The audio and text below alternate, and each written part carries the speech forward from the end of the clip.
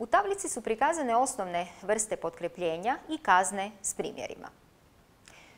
Dakle, instrumentalno uvjetovanje se može primijeniti na mnoge vrste, uključujući i našu. Vrlo je korisno u odgoju djece. Malo prije smo naveli jedan primjer.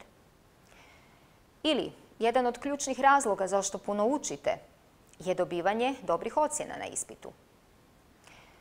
Posljedica dobrih ocjena je povećanje vjerojatnosti da ćete i dalje puno učiti pri pripremi za buduće ispite. Pretpostavimo da trebate dupina naučiti da detektira mine zaostale iz rata na morskom dnu. Vjerojatno jedan uobičajeni zadatak.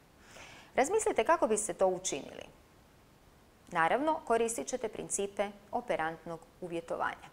Da vidimo i kako.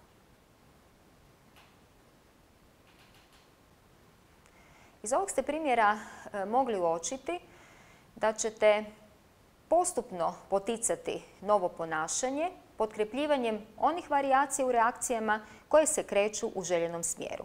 Ova se tehnika naziva oblikovanjem.